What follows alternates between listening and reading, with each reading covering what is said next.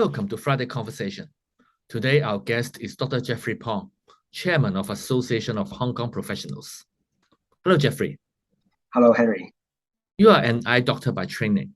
Can you tell me why you also choose to be a politician, serving the local community? How do you make a balance between the two roles and also between work and family life? I've been an eye doctor for more than 2 decades, but also I've spent in the last more than 10 years in the community, serving the community. I think as a doctor, sometimes there's only some certain things that you can do. You can see a lot of patients, but you can only treat a few patients, and you can spend more time on a few patients that need special help. But however, if you want to exert your influence to the society, I think doing a community work is very important.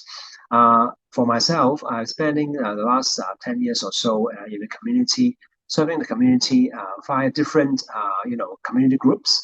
And also, I think the support that we can consolidate from the community, there's quite a lot.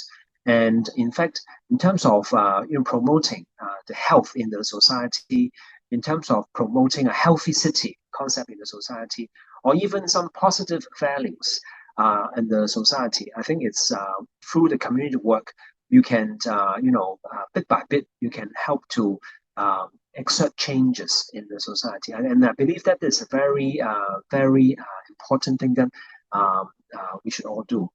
So I don't see there as a challenge, but I see that as a very good supplement between my work as a doctor and also my work in the community. And I think for my family, I don't think there is any conflicts in terms of time, because I think sometimes even if for my community work, I'll bring my family members to join, and through these community work, we would be able to let our family members, especially my two children, can to be more observant of what the community is doing, the society is doing, and be able to offer help when necessary to the society. You are the chairman of Association of Hong Kong Professionals, and we know that professional services are one of our key industries in Hong Kong. Can you tell us some of the world-class professional services in Hong Kong? The Association of Hong Kong Professionals is founded in 2005, and now it's the 17th anniversary of our society. We have more than around 700 members from the 11 professions, including engineering, surveying, lawyers, accountants, medical professions, dentists, and so on. As you know, as professionals, we have our own well-recognized training. We have our own qualification you have to get. We have a membership system, fellowship system, and we have our disciplinary councils to govern or to monitor the whole professions.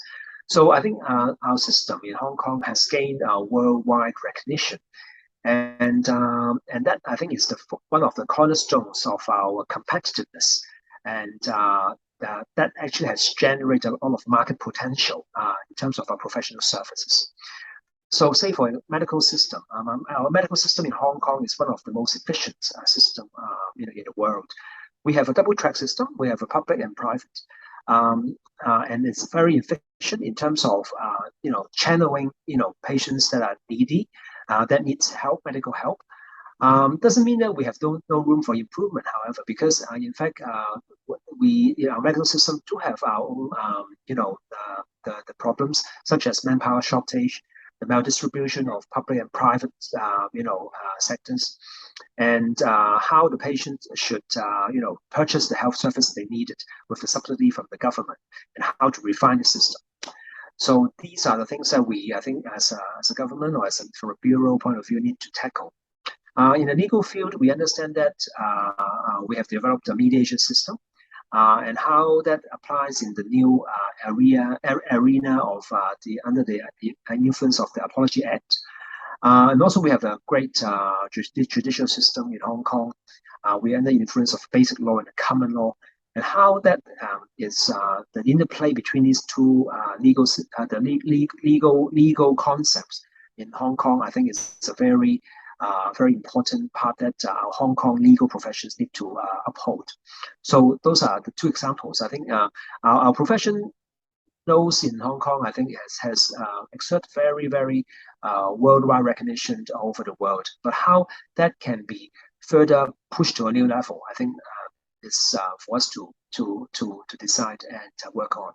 Many professions are exploring new market in mainland China, in particular the Greater Bay Area. But many of our professions are not recognized in the mainland, and vice versa. How can we make further contribution to GBA? Now, the Greater Bay Area, I think, is in fact a very great concept. We are looking into a metropolitan area with more than 70 million population. And it has certainly created a lot of opportunities and a lot of potentials for different sectors, including the professionals. I think, but there are still a lot of things that we need to look into and also need to improve. Say, for example, the qualification and the cross recognition of the qualifications. Say, for example, in the surveying, we know that we have 6 branches in Hong Kong, but only 3 of the branches has been cross-referenced or cross-recognized in the Greater Bay Area. And similarly, in engineering, we have 19 different areas of subspecialties, but only 4 of them has, their the counterparts in mainland China. So how to have, the recognition cross into the mainland China, into the Greater Bay Area, I think is one of the key questions for all the young or all the professionals to look into. In the legal field, we know that there are now exams available for Hong Kong solicitors who can sit and if they can pass the licensing exam, they will be able to practice in the Greater Bay Area. That's a good beginning. But some of the the lawyers has stated that because of that licensing exam is actually not a very easy one, and they have to spend time to work on it. So whether this is the opportunity cost of doing these exams, whether that is worth for them to consider their business, to start a business in the legal business in Greater Bay Area, that's another issue.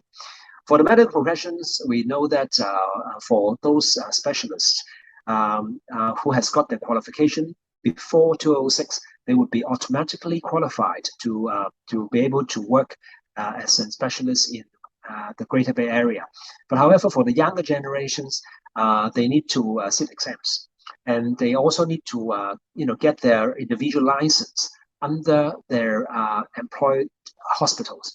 So all these different systems and changes and new changes would create some difficulties or hardships for our generation or for our the professionals to consider building a career or starting a career in the Greater Bay Area.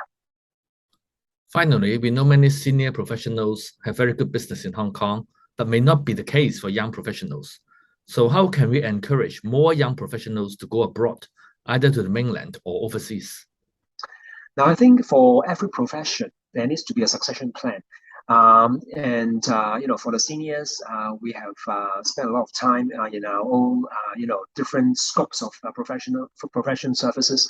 But however, how to, facilitate for our younger generation to achieve a greater landscape or horizon in the decades to come, that's actually one of the key questions. I think for Hong Kong, young profession is a very precious opportunity now that we have the GBA, we have the RCEP, we have the One Belt One Road.